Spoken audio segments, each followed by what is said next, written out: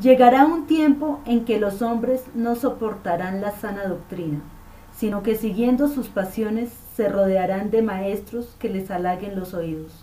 Darán la espalda a la verdad y se volverán para escuchar cosas fantasiosas.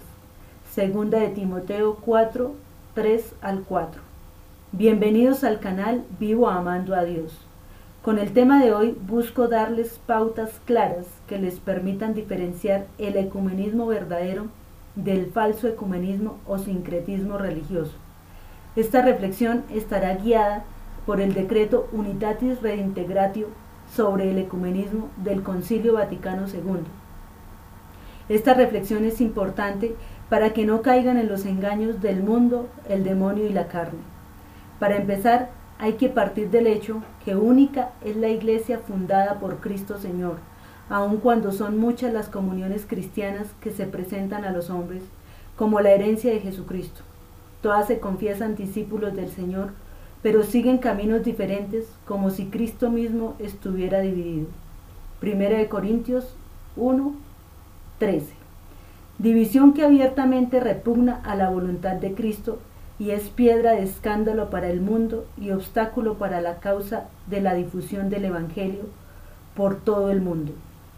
Motivo por el cual, guiados por el Espíritu Santo, ha surgido un movimiento dirigido a restaurar la unidad de todos los cristianos. Dicho movimiento se llama ecuménico. En él participan los que invocan al Dios Trino y confiesan a Jesucristo como Señor y Salvador.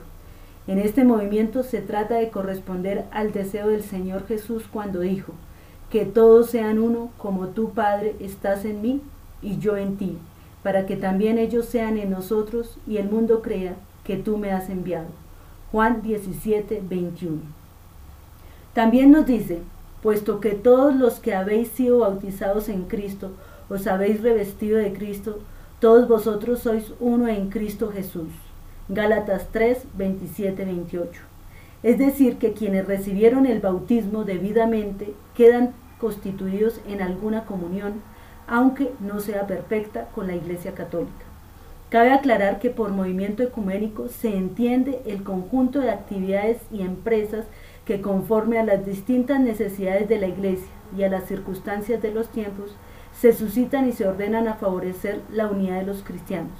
En este proceso se necesita exponer la fe católica con más profundidad y rectitud, para que tanto por la forma como por las palabras pueda ser cabalmente comprendida también por los hermanos separados, procediendo con amor a la verdad, con caridad y con humildad. La acción ecuménica se debe llevar con prudencia, motivo por el cual se debe tener en cuenta las siguientes consideraciones. Primero, las iglesias del Oriente y del Occidente durante muchos siglos siguieron su propio camino, unidas en la comunión fraterna de la fe y la vida sacramental, siendo la sede romana.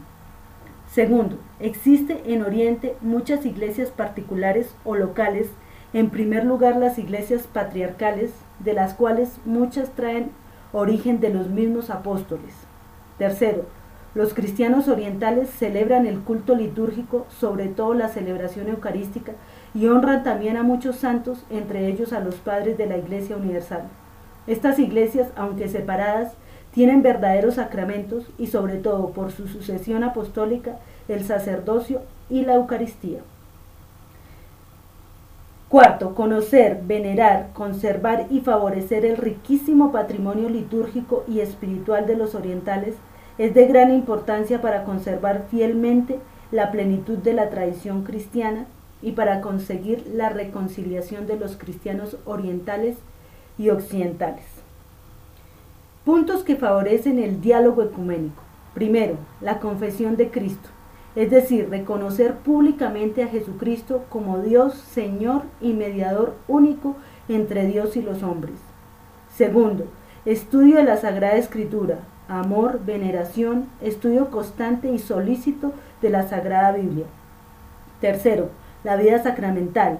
El bautismo constituye un poderoso vínculo sacramental de unidad entre todos los que con él se han regenerado. Cuarto, la vida con Cristo. Se nutre de la fe en Cristo y se robustece con la gracia del bautismo y con la palabra de Dios oída. etc., unida también al sentimiento de justicia y una sincera caridad para con el prójimo. Sincretismo religioso. El sincretismo religioso es la combinación de las distintas religiones. En otras palabras, el sincretismo religioso pretende conciliar doctrinas o religiones diferentes, por ejemplo, entre los judíos, musulmanes y cristianos. Actualmente, muchos creyentes confundidos y mal formados creen erróneamente que el sincretismo es igual al ecumenismo, motivo por el cual piensan que todas las religiones son iguales, que da lo mismo una religión o la otra, que lo importante es creer y muchas veces ni siquiera tienen claro en qué es que deben creer. Muchos católicos piensan que el catolicismo es una religión más entre las religiones y las confesiones cristianas. Tales aseveraciones son contrarias a la verdad revelada, debido a que se niegan varios dogmas católicos, entre ellos el que Jesús es Dios y hombre verdadero, y por lo tanto es el camino, la verdad y la vida, el único Salvador del hombre. Debido a esto, no es equiparable la persona divina de Jesús a Moisés, Mahoma o Buda, etc. Históricamente, el tronco de la Iglesia Católica se separaron las demás confesiones cristianas, ortodoxos, protestantes, en sus diversas y múltiples ramas, así como los anglicanos. Las demás confesiones cristianas tienen parte de verdad y son caminos subjetivos de salvación. Cabe resaltar aquí que quien libre y voluntariamente rechace a Cristo se expone a su perdición eterna. El sincretismo religioso, en el cual pretenden igualar entre todas las enseñanzas o religiones existentes, no es conforme a la voluntad de Cristo. El sincretismo religioso es un falso ecumenismo, porque va en contra de lo estipulado en el Concilio Vaticano II, donde claramente se mencionó que en el proceso ecuménico se necesitaba exponer la fe católica con mayor profundidad y rectitud. En ningún momento plantearon que se debía mezclar con otras religiones y dejar de lado las enseñanzas católicas que a lo largo de los siglos se han mantenido. Para terminar, hay que resaltar que actualmente muchas personas confunden el sincretismo con el ecumenismo y se adaptan a cualquier novedad que se proponga en la Iglesia y en la fe, sin darse cuenta que están poniendo en grave peligro de condenación a su alma. Espero que este tema les guste y les sirva como motivación para que profundicen en su fe católica y no se dejen llevar por novedades contrarias al Evangelio dado por nuestro Señor Jesucristo. Los invito a suscribirse al canal y compartir el video para que más personas conozcan el tema. Dios los bendiga y hasta una próxima ocasión.